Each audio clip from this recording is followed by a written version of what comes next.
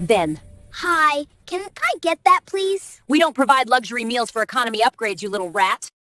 I'm not serving him. The flight attendant snapped the tray away just as 2-year-old Eli Carter reached for the small cup of juice. The plastic cup rattled harshly against the metal cart, and a few drops splashed onto the floor. A hush swept through first class.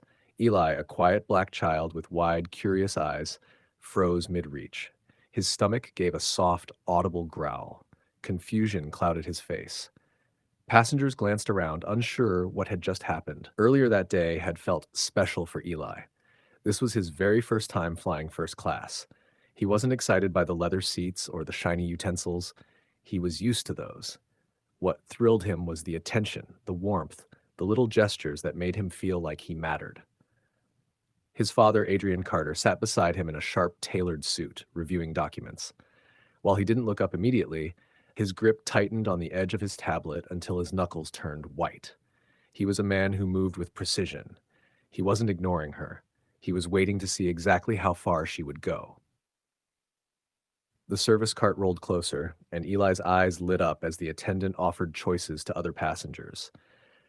"Would you like apple juice or orange juice, sir?" He had always loved when adults asked him like that. "Have you ever been excited for kindness, only to have it cruelly snatched away?" The attendant, Lydia, smiled brightly at each passenger. "Chicken or fish?" she asked, row by row. Until she reached Eli. She didn't just walk past. She looked him dead in the eye, tucked the last tray behind her back, and moved on. Eli straightened in his seat. Surely she just forgot? He hesitated, then whispered, "Excuse me, I didn't get to pick my drink." The professional warmth in Lydia's face vanished instantly.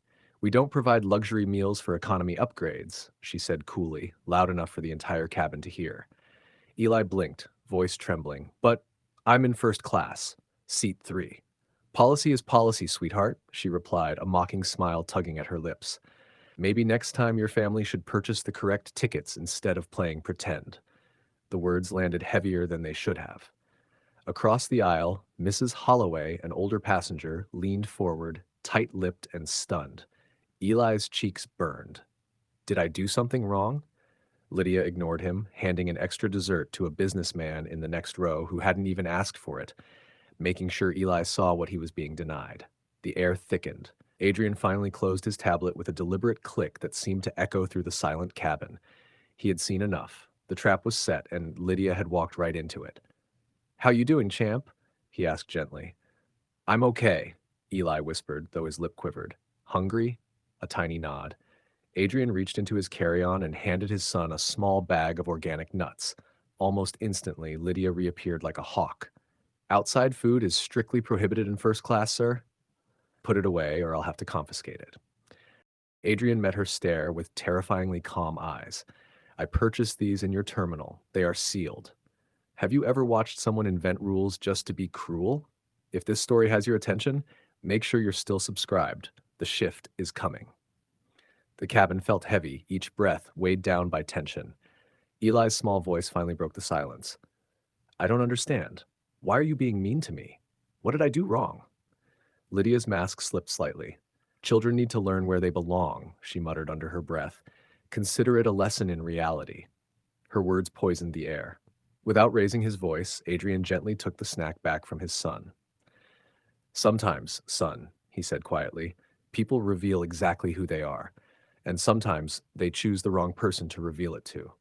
Mrs. Holloway couldn't take it anymore. She held out her own pack of crackers. "Here, sweetheart, you can have mine. I'm not hungry."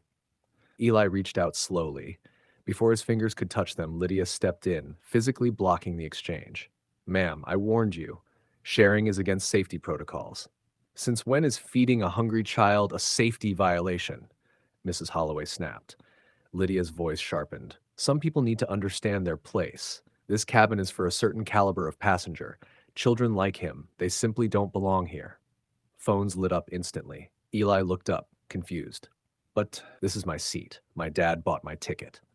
Lydia sneered. "Now sit down and be silent." Have you ever witnessed cruelty so bold it silences a room? If this is hitting home, tap like and subscribe. The moment that follows changes everything. Mrs. Holloway rose to her feet, voice trembling with fury. "That is the most disgusting display of racism I've ever seen on a flight." Lydia stiffened. Sit down, or I'll have you met by security for disrupting the cabin. Report me for standing against a bully? Mrs. Holloway shot back. Lydia turned back to Adrian. Sir, teach your child proper behavior. Privilege comes with expectations you haven't met. The cabin went dead silent as Adrian stood. He didn't look angry. He looked disappointed, the kind of disappointment that ruins careers. If you have something else to say, Lydia began, voice wavering. Before you continue, Adrian said evenly, I need your employee ID. I want to make sure I spell your name correctly on the termination papers. Lydia laughed nervously. You can't fire me. You're just a passenger. My name, he said, is Adrian Carter. I am the CEO of Skybridge Airlines. I signed the checks that paid for that uniform you're dishonoring. Gasps filled the cabin. Lydia went ghost white. This is my airline, my aircraft, and for the last 40 minutes you have humiliated my son on my property. He tapped a specific sequence on his phone. Thomas, patch me through to the San Francisco ground lead. Security and HR need to meet us at the gate. We have a personnel crisis in 1A.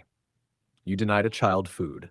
You made up rules. You spoke racism aloud in front of witnesses. He didn't raise his voice. That calm made it scarier. You're terminated, effective the moment we touch the tarmac. Have you ever watched Power Shift in real time? If this moment gave you chills, stay with the channel. The truth is just beginning. Lydia's lips trembled, career flashing before her eyes. Eli tugged gently at his father's sleeve.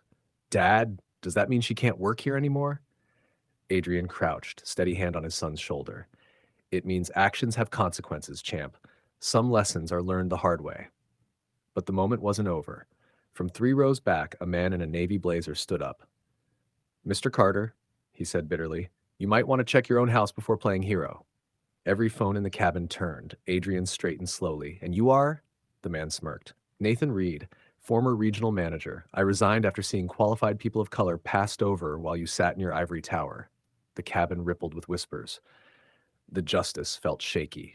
Eli's small voice cut through. Dad, is it true? Adrian didn't flinch. He looked at Nathan, then at the cameras. Nathan, I remember you. You didn't resign. You were let go for the same lack of integrity we just saw from Lydia. I run a company that values fairness, and today everyone saw exactly what happens when someone chooses cruelty over character. He turned to Eli and smiled. The world isn't perfect, son, but today we made it a little better. Eli's eyes brightened, small hands gripping his dad. From the other side of silence, this is Toss Stories, where real voices rise and truth finds its echo. Like, subscribe, and share. Because truth shouldn't just be heard, it should be felt.